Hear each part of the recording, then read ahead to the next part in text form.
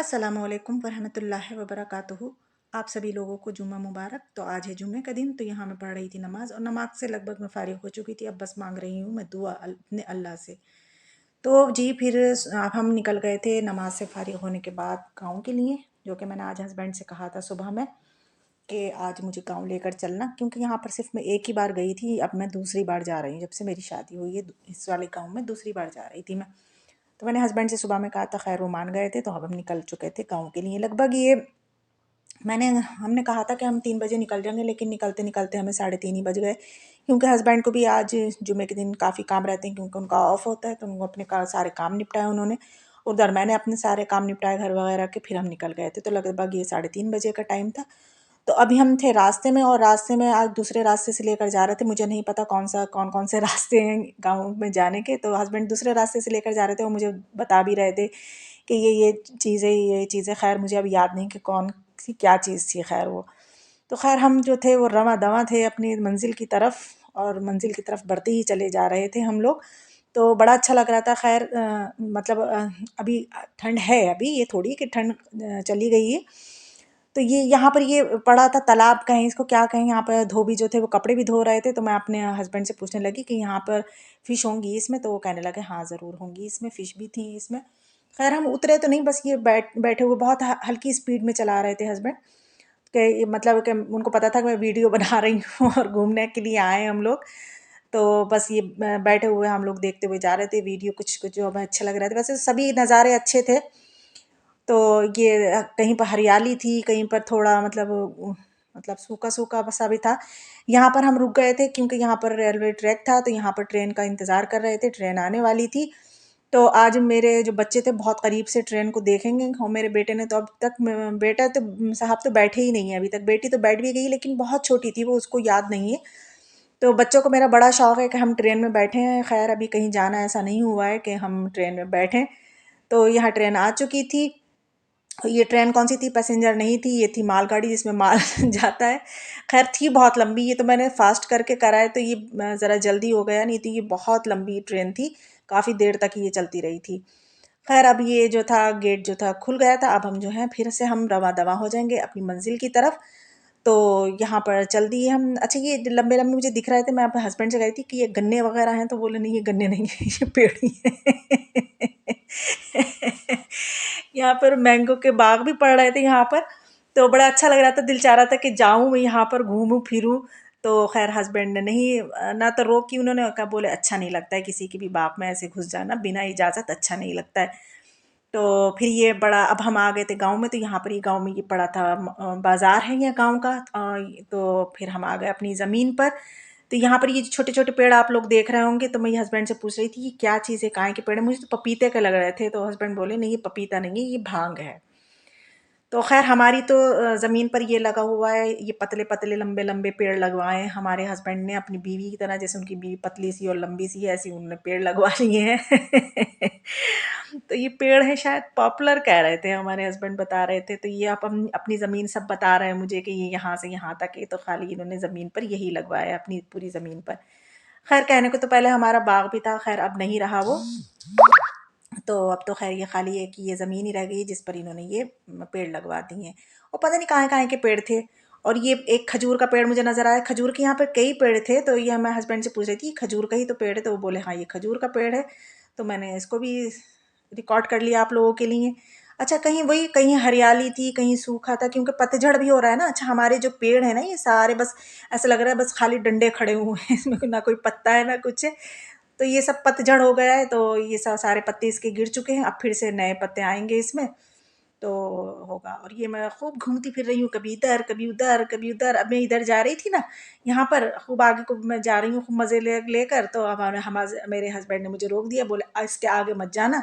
मैंने कहा क्यों? तो वो वहाँ पर कोई ना अ, वो ना नंबर 2 से फारिग हो रहे थे, खुले में शौच कर रहे थे। तो फिर मैं वापस ही आ गई थी खैर वहाँ से। और या फिर और किसी के भी मतलब खेत तो औरों के भी थे ना, तो वहाँ पर भी मैं गई, तो वहाँ पर बड़ी हरियाली थी। ये जो देख रहे हैं आप, तो ये मैंने हस्बैंड से पूछा कि ये क्या है, क्योंकि मुझे तो पता नहीं है क्या क्या है, कौन सी फसल लगी है क्या है। तो इन्होंने मुझे बताया कि ये जो है ये गेहूँ है। अभी तो ये हरे हरे हैं और ये जब गर्मी जैसे जैसे बढ़ती जाएगी तो ये पीले हो जाएंगे बिल्कुल गोल्डन से। तो बड़े अच्छे लग रहे थे ये भी।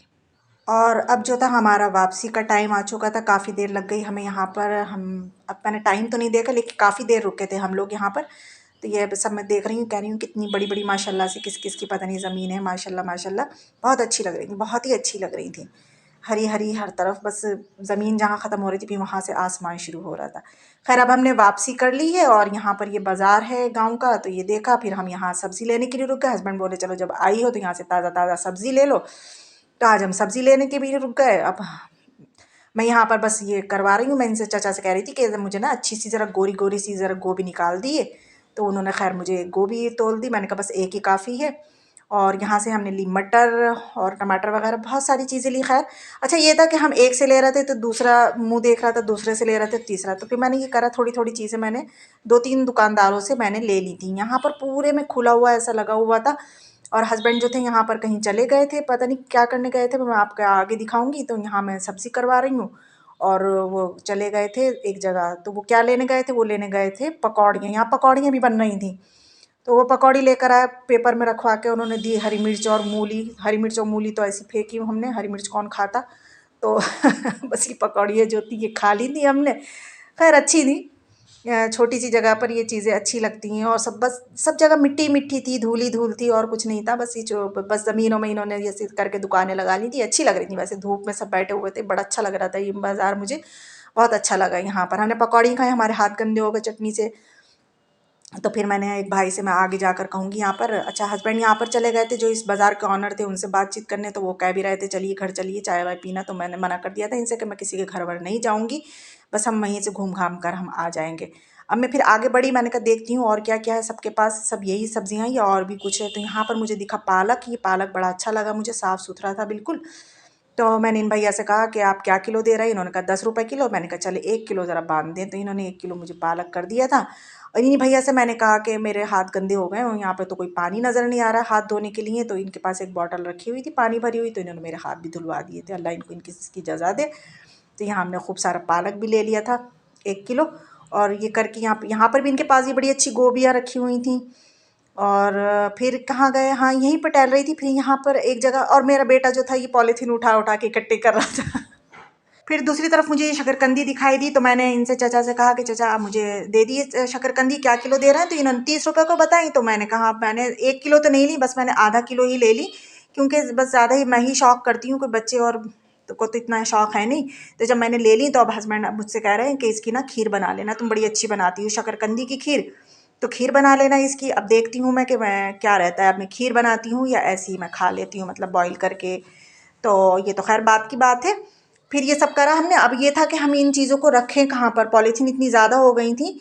तो खैर फिर कुछ तो हमने बाइक की बैग में डाली और कुछ हमने ऐसे हाथ में लेकर, मैं और मेरी बेटी पीछे, और हम लोग बैठ गए थे। फिर हम चल दिए थे अपनी घर की तरफ, क्योंकि काफ़ी देर हो चुकी थी। देख रहे हैं आप लोग सूरज को।